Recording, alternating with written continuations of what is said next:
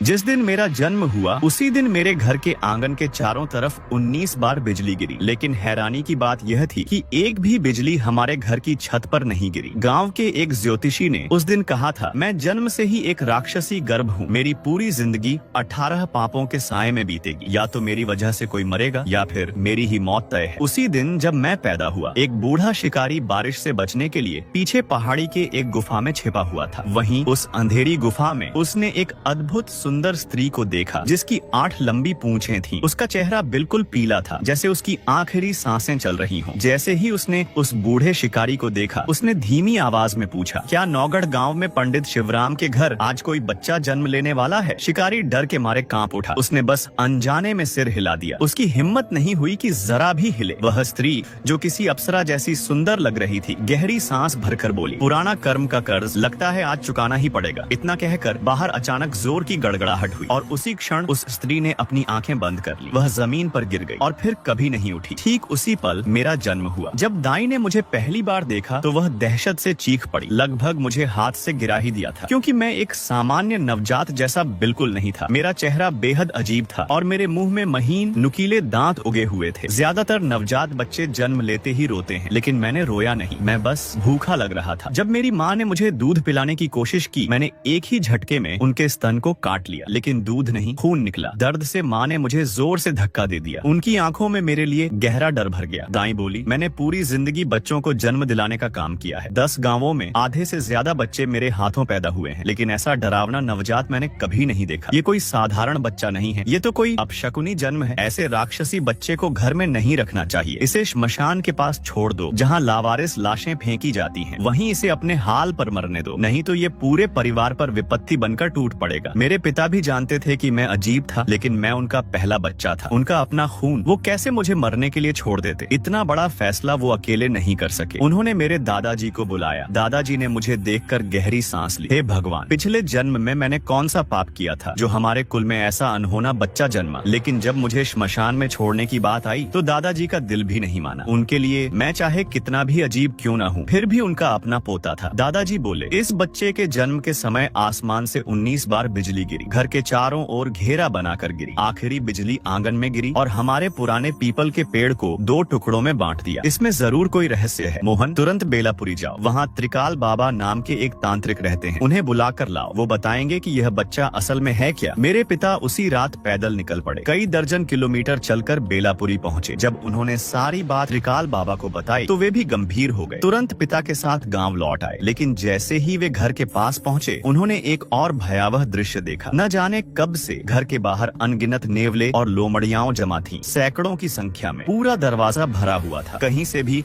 अचानक प्रकट हो गए थे। वे सब आपस में अजीब सी आवाजें कर रहे थे, फिर एक एक कर इंसानों की तरह घुटनों के बल बैठ गए और मेरे घर की दिशा में 300 बार सिर झुकाकर प्रणाम किया। फिर अचानक सब गायब हो गए। घर के अंदर पहुँचते ही त्रिकाल बाबा ने मुझे सिर्फ एक नजर देखा और ठंडी सांस खींच ली। उन्होंने मेरा जन्म समय पूछा, फिर उंगलियों पर कुछ गणना करने लगे। काफी देर बाद उनका चेहरा गंभीर हो गया। उन्होंने कहा, यह बच्चा साधारण नहीं है, यह सच में एक राक्षसी आत्मा का वाहक है। इसे घर में रखना पूरे इलाके के लिए संकट बन सकता है। ये केवल खून पी सकता है, सामान्य भोजन नहीं खा पाएगा। चाहे तुम रख भी लो, तुम इसे पाल नहीं पाओगे। इसकी मृत्यु तय है। यह सुनते ही पूरा परिवार कांप उठा। मेरे पिता के पैर जवाब दे गए। वो लगभग उनके पैरों में गिर पड़े। बाबा, कोई उपाय बताइए। ये मेरी पत्नी का जिगर का टुकड़ा है, हम इसे यूं मरते हुए नहीं देख सकते। त्रिकाल बाबा ने गहरी आवाज में कहा, अभी मैंने गणना की है, इस बच्चे की आत्मा पर किसी दानवी प्राणी ने कब्जा कर लिया है। वो दानव आकाशीय बिजली से नष्ट नहीं होना चाहता था, इसलिए उसने अपनी आत्मा इस नवजात के शरीर में उतार दी। अब जब वह इस बच्चे के भीतर है तो बिजली उस दानव पर नहीं गिरेगी। जो नेवले और लोमड़ियाओं अभी तुम्हारे घर के सामने सिर झुका रही थी, वो उसी दानव के संबंधी और वंशज थे। संभव है तुम्हारे बच्चे के भीतर जो आत्मा है वह कोई सिद्ध और प्राचीन लोमड़ी आत्मा हो। बाबा, अब क्या होगा? मेरे पिता घबराई आवाज में बोले। त्रिकाल बाबा ने गंभीर होकर कहा, मान लो ये बच्चा किसी तरह आगे चलकर जिंदा भी रह गया तो भी इसकी जिंदगी दुखों और आपदाओं से भरी होगी। इसके भाग्य में भयंकर संकट लिखे हैं। हर 3 साल में एक बड़ा महाकाल जैसी विपत्ति आएगी और जब जब वो विपत्ति आएगी किसी न किसी की जान जरूर जाएगी। या तो यह मरेगा या फिर कोई और मरेगा। पूरी जिंदगी में कम से कम 18 महादुर्घटनाएं लिखी हैं इसके भाग्य में। घर में सन्नाटा छा गया। कुछ देर बाद त्रिकाल बाबा बोले, एक उपाय है जिससे इसकी जान बच सकती है। इसे मेरा शिष्य बना दो। इसे तंत्र मंत्र और गूढ़ विद्याओं के मार्ग पर चलना होगा, लेकिन इसकी किस्मत में 3 भारी अभाव लिखे रहेंगे। धन, परिवार या आयु में से कुछ न कुछ हमेशा कमी रहेगी। फिर भी मरने से तो बेहतर है। हाँ, अगर इसे मेरे साथ भेज दिया तो शायद आगे चलकर तुम लोगों से इसका कभी मिलना न हो पाए। लेकिन किसी ने नहीं सोचा था कि त्रिकाल बाबा ही मेरे पहले अनिष्ट का शिकार बनेंगे। उन्होंने मुझे गोद में उठाया और जैसे ही गांव की सीमा पार की, अचानक उनके मुंह से खून फूट पड़ा। बिना किसी कारण वो वहीं गिर पड़े और कुछ ही पलों में तड़पते हुए उनकी मृत्यु हो गई। मैं अपने पिता की बाहों में वापस घर लाया गया। घर में फिर मातम छा गया। अब सबके मन में डर और गहरा हो गया। लोग कहने लगे, ये बच्चा अपशकुनी है, जन्म लेते ही एक निर्दोष आदमी की जान ले ली। गांव वाले मुझे मनहूस कहने लगे। अब एक और समस्या खड़ी हो गई, मेरा भोजन। मैं दूध नहीं पीता था, सिर्फ खून। जन्म से लेकर अब तक मैंने अनाज का एक दाना भी नहीं खाया था। भूख से बिलखता रहता। दादा और पिता चिंता में डूब गए। माँ चुपचाप रोती रहती। एक रात पिता शौच के लिए बाहर गए। अचानक आंगन में कुछ सरसराने की आवाज आई। उन्होंने ध्यान से देखा, आंगन में कई सफेद लोमड़ियां खड़ी थी। उनके पीछे कुछ जंगली नेवले भी थे। पहले तो पिता डर गए, फिर अचानक उनके भीतर गुस्सा भर गया। उन्होंने जमीन से ईंट उठाकर उन जानवरों पर फेंकी। उसी समय दादाजी भी बड़ी तलवार लेकर बाहर आ गए। उनकी आंखों में खून उतर आया था। जानवर उन्हें देखते ही डर कर भाग गए। दादा बड़बड़ाने लगे, हे भगवान, मैंने सारी उम्र पुण्य किया, देश सेवा की, कभी किसी का बुरा नहीं किया। बुढ़ापे में ये कैसी परीक्षा आ पड़ी। तभी उनकी नजर दरवाजे के पास पड़ी। वहाँ कुछ मोटे ताजे जंगली खरगोश पड़े थे, लगभग मरने की हालत में। जब उन्होंने उठाकर देखा, उनकी गर्दन पर दांतों के निशान थे जहाँ से खून बहा था। पिता ने पूछा, क्या ये लोमड़ियाओं और नेवले इन्हें हमारे लिए छोड़ गए हैं? दादा बोले, संभव है। दिन में सैकड़ों जानवर घर के सामने झुके थे। न जाने इस बच्चे का इन जीवों से क्या संबंध है। अगर ये छोड़ गए हैं तो हम मांस खा लेंगे और इसका खून बच्चे को दे देंगे। उस दिन पहली बार मैं पेट भर पाया। घर में भी कई दिनों बाद खाना बना, लेकिन ये सिर्फ एक रात की बात नहीं थी। उस दिन के बाद से लगभग हर रात लोमड़ियाओं और नेवले आंगन में चक्कर लगाने लगे। हर बार कुछ न कुछ शिकार छोड़ जाते। कभी दिन में भी 2 बार। घर वाले मांस खाते और मैं खून पीता। देखते ही देखते 3 साल बीत गए। अब मैं बड़ा हो चुका था। खून पीने की आदत के अलावा मैं बिल्कुल सामान्य बच्चे जैसा दिखता था। मेरे तीसरे जन्मदिन के दिन भयंकर सूखा पड़ा हुआ था। मैं रोज की तरह अकेले आंगन में खेल रहा था। तभी बाहर बच्चों की आवाजें सुनाई दी। मैं दौड़कर दरवाजे तक गया। 4-5 बच्चे रेत के टीले पर खेल रहे थे। मैं भी उनके पास भागा। सोचा उनके साथ खेलूंगा, लेकिन मुझे देखते ही कुछ बच्चे डर गए। राक्षसी आ गया, खून पीने वाला आ गया। जो इससे बात करेगा वो बदकिस्मत हो जाएगा। मैंने कुछ नहीं कहा, बस रेत के खिलौने उठाए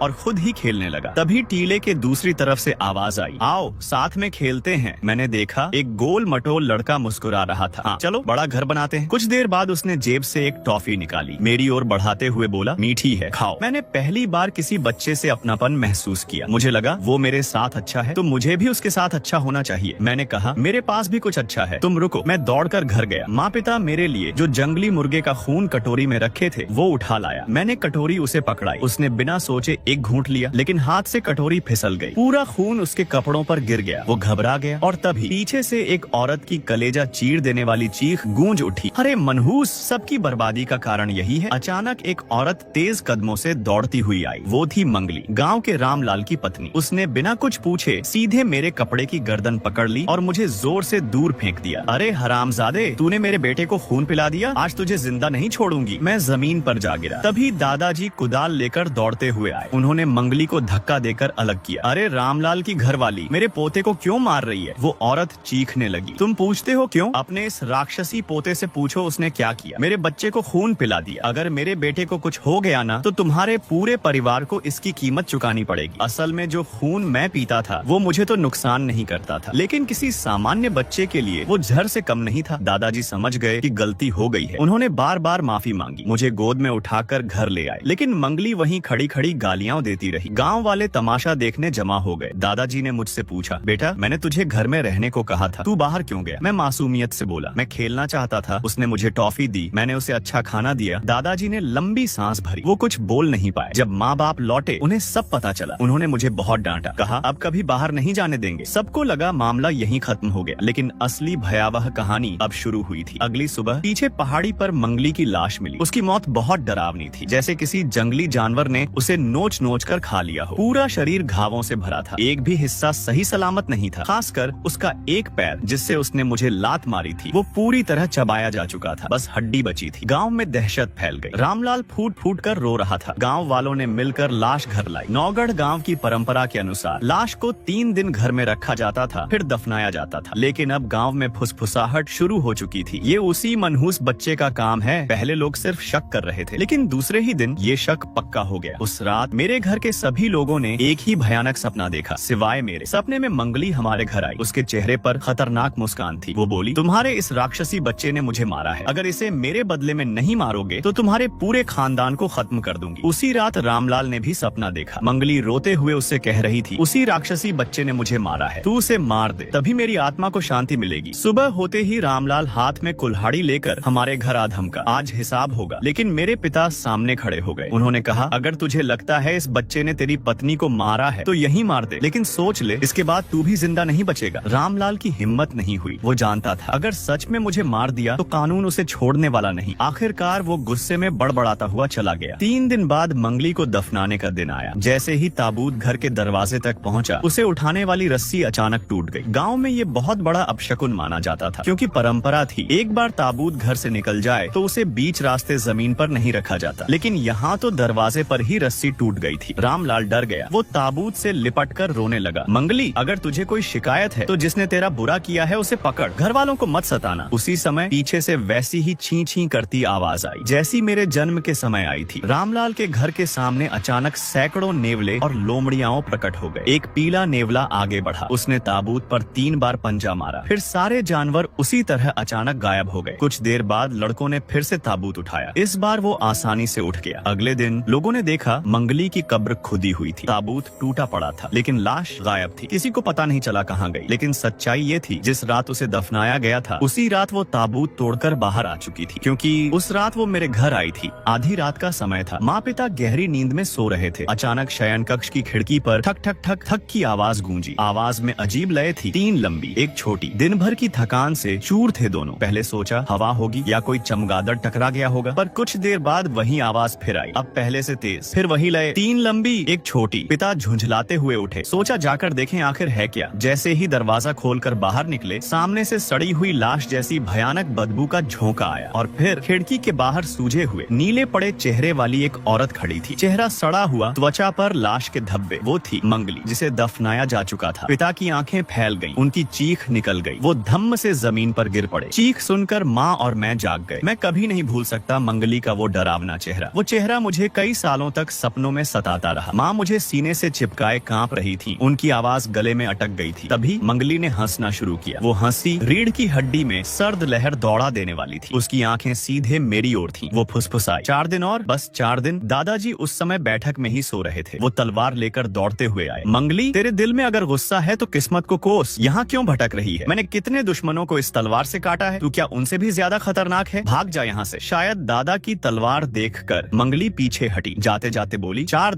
दिन और हवा में गायब हो गई। उस रात के बाद माँ इतनी डर गई कि दादा को कमरे के पास ही सुला दिया। कहा अगर कुछ भी आवाज आए तो तुरंत तलवार लेकर आना। लेकिन अगली रात फिर वही दस्तक, 3 लंबी, एक छोटी। मैं पलंग से कूद पड़ा। माँ मुझे पकड़कर रोने लगी। बाबा, वो फिर आ गई। दादाजी बिजली की तरह अंदर आए, हाथ में वही चमकती तलवार। गुस्से से बोले, अरे रामलाल की घरवाली, तेरा नाटक खत्म नहीं हुआ अभी। बाहर से आवाज आई, 3 दिन और। दादा गरजे, मैं बूढ़ा जरूर हूँ पर मरने से नहीं डरता। अगर मुझसे भिड़ना है तो सामने आ। कहते हुए उन्होंने तलवार से खिड़की की जाली पर वार किया। बाहर से धीमी आवाज आई, 3 दिन और वह फिर गायब हो गई। अब सबको समझ आ गया, गिनती शुरू हो चुकी है। पहले 4 दिन, अब 3 दिन। क्या 3 दिन बाद हम सब मरने वाले हैं? उस रात किसी की नींद नहीं लगी सिवाय मेरे। मैं गहरी नींद में सोया रहा। अगली सुबह पिता 30 मील दूर सरायपुर गांव गए। वहाँ एक प्रसिद्ध साधिका रहती थी, लक्ष्मीदाई, जो देवी सवारी वाली मानी जाती थी। लोग कहते थे उसका कभी कोई काम खाली नहीं गया। पिता पैसे और भेंट लेकर गए। पूरा किस्सा सुनाया। लक्ष्मीदाई गंभीर हो गई और उसी दिन हमारे साथ घर आ गई। दादाजी ने आदर से उनका स्वागत किया। उन्होंने आते ही कहा, बच्चा कहाँ है? उसे बाहर लाओ। माँ मुझे कमरे से बाहर लाई। लक्ष्मीदाई ने जैसे ही मुझे देखा, उनका चेहरा पीला पड़ गया। अचानक वो मेरे सामने झुक गई, हाथ जोड़कर बोली, मैं सरायपुर की साधक लक्ष्मी 40 वर्षों से देवी की साधना कर रही हूँ। हे देव स्वरूप, यदि अनजाने में कोई भूल हुई हो तो क्षमा करना। इतना कहकर उन्होंने मेरे सामने माथा टेक दिया। घर वाले स्तब्ध रह गए। मैं तो छोटा बच्चा गया था। मुझे लगा वो खेल रही हैं। मैं हंस पड़ा। वो अब भी झुकी हुई थी। दादाजी बोले, अरे बहन जी, ये क्या कर रही हो? ये तो बच्चा है। लक्ष्मी दाई कांपती आवाज में बोली, जब तक अनुमति न मिले मैं उठ नहीं सकती। दादाजी ने मेरी ओर देखा। बेटा कह दो उठ जाए, मैंने मासूमियत से कहा। उठो दादी। तब जाकर लक्ष्मी दाई कांपते हुए उठी, धीरे धीरे पीछे हट गई। माँ मुझे वापस कमरे में ले गई। जैसे ही मैं अंदर गया, लक्ष्मी दाई ने गहरी सांस ली। उनके चेहरे पर राहत और भय दोनों थे। उन्होंने धीमे मगर साफ शब्दों में कहा, मैं आप दोनों से एक बात पूछूं? जब आपके घर में इतनी बड़ी देव शक्ति विराजमान है तो फिर मुझे क्यों बुलाया? ये तो वैसा हुआ जैसे मैं मिट्टी का दिया लेकर सूरज को रोशनी दिखाने आ जाऊं। पिता घबरा गए। कौन सी देव शक्ति? हमारे घर में तो कोई मंदिर भी नहीं, न हमने कोई विशेष पूजा बैठाई है, न कोई साधना। आप ये कैसी बातें कर रही हैं लक्ष्मी दाई? लक्ष्मी दाई ने गहरी सांस ली। आपके पोते के भीतर एक अत्यंत प्रचंड देव आत्मा विराजमान है। मैंने अपने जीवन में जितनी शक्तियां देखी हैं, उन सबसे 100 गुना प्रबल। मेरी साधना, मेरी विद्या उसके सामने कुछ भी नहीं। सच कहूँ तो मुझे यहाँ ठहरना भी नहीं चाहिए, कहीं मैं अनजाने में अपमान न कर बैठूं। दादाजी का चेहरा कठोर हो गया। वो 3 साल का बच्चा है, उसे तो अपना नाम तक ठीक से नहीं आता। अगर उसमें इतनी शक्ति होती तो हम तुम्हें बुलाते ही क्यों? कुछ पल सन्नाटा रहा। फिर लक्ष्मी दाई बोली, क्या मैं उसे एक बार फिर देख सकती हूँ? पिता बोले, अभी बुला रहा हूँ। उन्होंने हाथ रोक दिया। नहीं, मैं खुद भीतर जाऊंगी। देव सत्ता को बार बार बाहर बुलाना उचित नहीं। वो धीरे धीरे कमरे की ओर बढ़ी, हर कदम जैसे सावधानी से रख रही थी। कमरे में प्रवेश करते ही उन्होंने दोनों हाथ जोड़ लिए। हे देव स्वरूप, मैं अज्ञानवश आई हूँ। यदि कोई भूल हो तो क्षमा करना। केवल दर्शन की अनुमति चाहती हूँ। मैं पलंग पर बैठा था, उन्हें देख रहा था। अचानक उन्होंने अपना दाहिना हाथ उठाया और मेरे सिर के ठीक ऊपर ब्रह्म स्थान पर रख दिया। आंखें बंद, होंठ लगातार बुदबुदा रहे थे। कमरे की हवा भारी होने लगी। कुछ ही क्षणों में उनका शरीर कांपने लगा। माथे पर पसीना छलक आया, सांस तेज हो गई। फिर उन्होंने अचानक आंखें खोल दी। उनकी आंखों में भय था। वो 2-3 कदम पीछे हट गई, फिर एकदम से घुटनों के बल गिर पड़ी। 3 बार जमीन पर सिर टेका। ऊपर वाले देव, मुझे क्षमा करें, मैंने अज्ञान में स्पर्श किया, मुझसे भूल हो गई। मैं तो छोटा बच्चा था, मुझे लगा वो खेल रही है। मैं हल्का सा हंस पड़ा। कुछ देर बाद वो घबराई हुई बाहर निकली। पिता और दादाजी पीछे पीछे आंगन तक आए। आंगन में पहुंचते ही उन्होंने झट से कपड़े की थैली खोली। जो पैसे पिता उन्हें देकर लाए थे वो निकाले, पर केवल लौट आए ही नहीं, अपनी तरफ से भी कुछ नोट उसमें जोड़ दिए। पिता चौंक गए। अरे लक्ष्मी दाई, ये क्या कर रही हैं? उन्होंने पैसे पिता के हाथ में रख दिए। भैया, ये धन आप रख लीजिए, मैं आपके घर से एक पैसा भी नहीं ले सकती। क्यों? क्या आप काम नहीं करेंगी? उन्होंने सिर हिलाया। काम से पीछे नहीं हट रही, पर आपके घर से धन लेना, ये साहस मुझ में नहीं है। आपके पोते के भीतर जो विराजमान है, उसकी सेवा करने का अवसर मिलना मेरे लिए 8 जन्मों की तपस्या का फल है। मैं उल्टा कृतज्ञ हूँ। दादाजी अब गंभीर हो चुके थे। साफ साफ बताओ, तुमने क्या देखा? लक्ष्मी दाई ने इधर उधर देखा, आवाज धीमी कर ली। उस बालक के शरीर से दिव्य अमृत जैसी सुगंध निकलती है। उसके भीतर एक अत्यंत प्राचीन देव आत्मा का अंश छिपा है, कम से कम 1000 वर्ष की साधना वाला। पर वो आत्मा अभी सुप्त है। ऐसा लगता है कि कभी उसे भयंकर आघात पहुंचा था, इसलिए उसकी चेतना जागी नहीं है। शक्ति अभी भी है, पर बहुत मंद, मानो गहरी नींद में हो। पिता और दादाजी एकदम चुप थे। लक्ष्मी दाई ने आगे कहा, आज से आपका घर मेरा भी घर है। उस देव स्वरूप की रक्षा करना अब मेरा कर्तव्य है। प्राण भी देने पड़े तो दे दूंगी, पर उस बालक पर आंच नहीं आने दूंगी। लक्ष्मी दाई ने जब हमारे घर में रुकने का फैसला किया तो वो सिर्फ दया से नहीं किया था। उन्हें साफ महसूस हो चुका था, मेरे भीतर जो प्राचीन देव आत्मा सुप्त पड़ी है वो साधारण नहीं। वो जानती थी आज वो हमारी रक्षा करेंगी, कल वही शक्ति उनका सहारा बनेगी। पर फिलहाल सबसे बड़ा संकट था मंगली। दादाजी ने पूरा किस्सा विस्तार से सुनाया। उस दिन मंगली ने मेरे पोते को थप्पड़ मारा, हमारे दरवाजे पर खड़ी होकर गालियां दी, और अगले ही दिन उसकी लाश पीछे वाली पहाड़ी पर मिली। अब हर रात आती है, खिड़की पीटती है, एक ही बात कहती है, दिन गिन रही है। लक्ष्मी दाई की आंखें गहरी हो गईं, क्योंकि वो अभी नया प्रेत है। नए मरे हुए प्रेत की शक्ति सीमित होती है, वो अभी पूरी ताकत से वार नहीं कर सकती। उसे 7वें दिन का इंतजार है। 7वें दिन के बाद उसकी शक्ति कई गुना बढ़ जाएगी। वो सिर्फ खिड़की नहीं पीटेगी, सीधे जान ले सकती है। पिता का चेहरा पीला पड़ गया। मतलब वो सच में हमें मार सकती है? लक्ष्मी दाई ने धीमे कहा, अगर समय रहते उसे रोका नहीं गया तो हाँ। फिर उन्होंने एक और भयानक बात बताई। मंगली की मौत साधारण नहीं थी, उसे जंगली जीवों ने काटा था, नेवले और लोमड़ियाओं। ऐसी मृत्यु के बाद अगर आत्मा में तीव्र क्रोध हो तो शरीर शव प्रेत बन सकता है, आधा सड़ा हुआ शव, आधा जीवित भूत। उस अवस्था में वो इंसान नहीं रहती, न पूरी तरह प्रेत। बहुत खतरनाक। आंगन में कुछ देर सन्नाटा छाया रहा। पिता ने पूछा, तो उपाय क्या है? लक्ष्मी दाई ने स्पष्ट कहा, 7वां दिन पूरा होने से पहले या तो उसकी देह ढूंढकर नष्ट करो या उसकी आत्मा को बांधकर तोड़ दो, वरना वो खुद आएगी और तब उसे रोकना कठिन होगा। तैयारी शुरू हुई। लक्ष्मी दाई ने पिता को 3 चीजें लाने को कहा, एक बड़ा काला कुत्ता, 3 पके हुए देसी मुर्गे और बच्चे के लिए पशु चर्म का वस्त्र। कुत्ता और मुर्गे गांव में मिल गए, पर पशु चर्म तुरंत संभव नहीं था। लक्ष्मी दाई बोली, वो अंतिम उपाय है, अगर हालात बिगड़े तो पहनाया जाएगा, पर अगर वो सिर्फ रेत रूप में आई तो मैं संभाल लूंगी। रात आ गई। आसमान में चांद बादलों के पीछे छिपा था। गांव असामान्य रूप से शांत था। दादाजी आंगन में चौकी डालकर बैठ गए, हाथ में वही पुरानी भारी तलवार। समय धीरे धीरे बीतता रहा। 11 बजे के बाद हवा अचानक ठंडी हो गई, ऐसी ठंड जो हड्डियों में उतर जाए। फिर पूरा गांव कुत्तों के भौंकने भौंकने से गूंज उठा। एक साथ दर्जनों नहीं सैकड़ों कुत्ते भौंक रहे थे। अचानक भौंकना रोने में बदल गया और तभी धीमी घिसटती हुई कदमों की आवाज दरवाजे के बाहर। फिर आवाज आई, तुमने मुझे मरवाया, अब तुम सब मरोगे। आवाज भारी थी, पहले से अलग, मानो गले में मिट्टी भरी हो। लक्ष्मीदाई आगे बढ़ी, मंगली, मृत्यु के बाद बदला लेना पाप है, मानव लोग छोड़ दो, मैं तुम्हें मुक्त कर दूंगी, तुम्हें शांति दिलवाऊंगी। बाहर से लंबी ठंडी हंसी आई। मुक्ति नहीं चाहिए, बच्चा बाहर भेजो, आज उसकी जान लेकर जाऊंगी। दादाजी उठ खड़े हुए, तलवार की धार चांदनी में चमक उठी। पहले इस धार से गुजरना होगा। तभी आंगन की छत पर कुछ गिरा, फिर दूसरी तरफ, फिर तीसरी तरफ। कुछ ही क्षणों में चारों ओर सरसराहट भर गई। पिता ने ऊपर देखा, छतों पर, दीवारों पर, पेड़ों की डालियों पर नेवले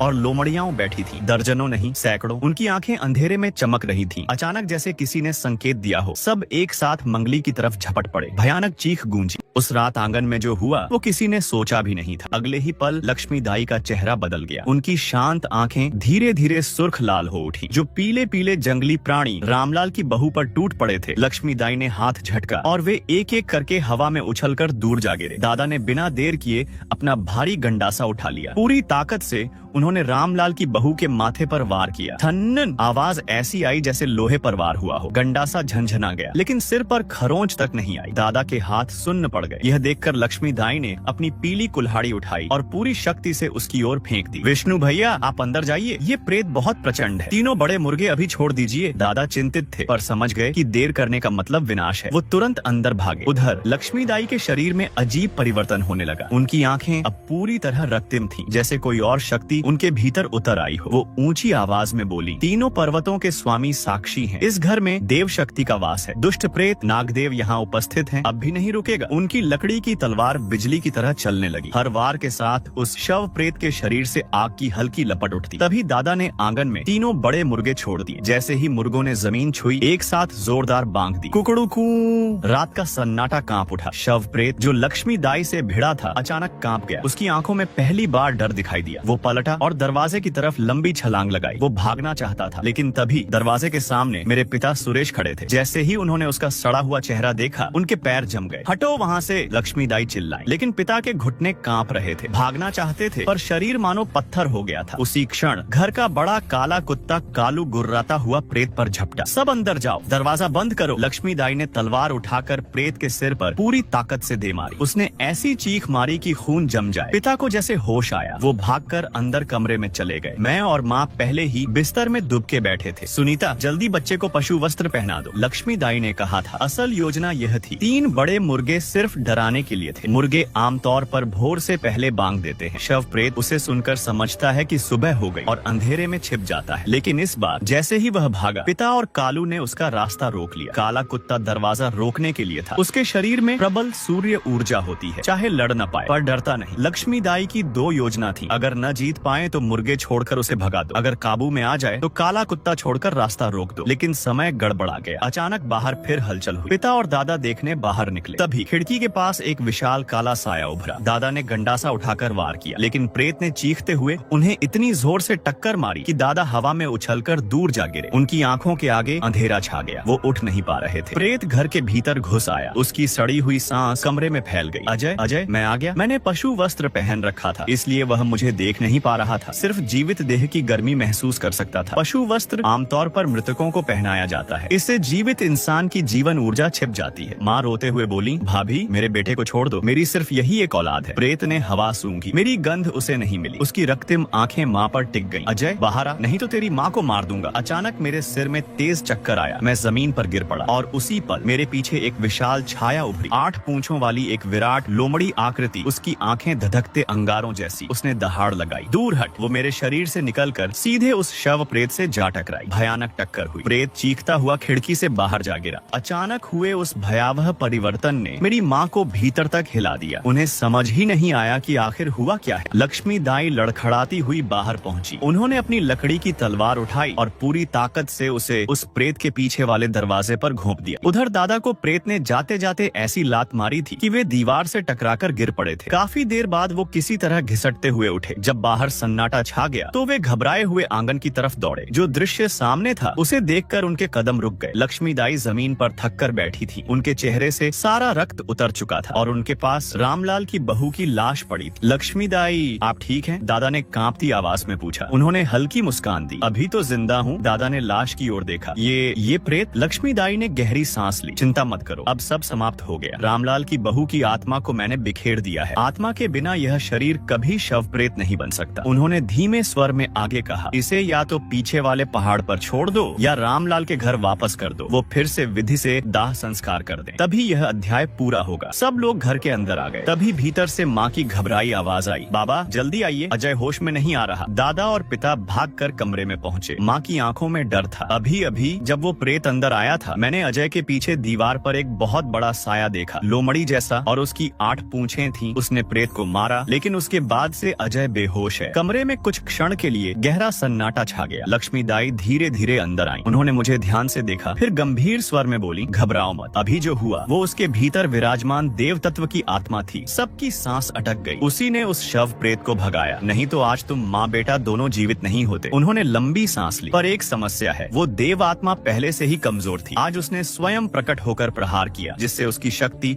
और क्षीण हो गई है। कुछ दिनों में अजय संभल जाएगा। ये सुनकर परिवार की जान में जान आई। उस रात के बाद पिता एक ठेला गाड़ी लेकर आए। रामलाल की बहू का शरीर उस पर रखकर पीछे पहाड़ी की ओर ले जाया गया। निर्णय हुआ कि सुबह रामलाल को खबर दे दी जाएगी, ताकि वह विधिपूर्वक अंतिम संस्कार कर सके। जब तक सब कार्य निपटे, आसमान में उजाला फैल चुका था। दादा ने एक बैलगाड़ी तैयार की। लक्ष्मीदाई को कस्बे के अस्पताल ले जाया गया। रास्ते भर दादा का मन भारी था। बहन, हमारा तुमसे कोई खून का रिश्ता नहीं, फिर भी तुमने हमारे लिए अपनी जान जोखिम में डाल दी। हम तुम्हारा आरण कैसे चुकाएंगे? लक्ष्मीदाई हल्के से मुस्कुराई। मैंने पहले ही कहा था, मुझे बदले में कुछ नहीं चाहिए। किसी देव शक्ति की सेवा करना कई जन्मों के पुण्य से मिलता है। फिर उनकी आवाज गंभीर हो गई। तुम्हारा पोता साधारण बच्चा नहीं है, उसे ऊपर वाले ने चुना है। उसका भविष्य महान हो सकता है। दादा की आंखों में आशा चमकी, लेकिन अगले ही पल पर उसकी जन्म कुंडली बहुत विचित्र है। उसका जीवन संघर्षों से भरा होगा। हर 3 साल में एक बड़ा संकट आएगा। दादा का चेहरा पीला पड़ गया। हर 3 साल? हाँ, या तो वो मरेगा या उसके कारण कोई और मरेगा। बैलगाड़ी की घंटी की आवाज सुनसान रास्ते में गूंज रही थी। लक्ष्मीदाई ने धीमे स्वर में कहा, सबसे बड़ा संकट उसके 9वें वर्ष में आएगा। अगर वो उस साल बच गया तो उसकी किस्मत बदल सकती है, पर अगर हार गया तो उसका जीवन वहीं समाप्त हो जाएगा। दादा की सांस रुक सी गई। 9 साल की उम्र में उसके 9वें जन्मदिन के दिन उसे घर से बाहर मत निकलने देना, याद रखना। बिल्कुल नहीं, दादा ने घबरा कर पूछा। 6 साल की उम्र में भी तो एक संकट है। लक्ष्मीदाई ने आंखें बंद कर ली। 6 साल वाला संकट शायद मैं टाल सकूं, पर 9 साल वाला, वो मेरी शक्ति से परे है। वो उसके भाग्य पर निर्भर करे। किन दादा के मन में अंधेरा और गहरा हो चुका था। 3 दिन बाद मैंने धीरे धीरे आंखें खोली और मुझे बिल्कुल याद नहीं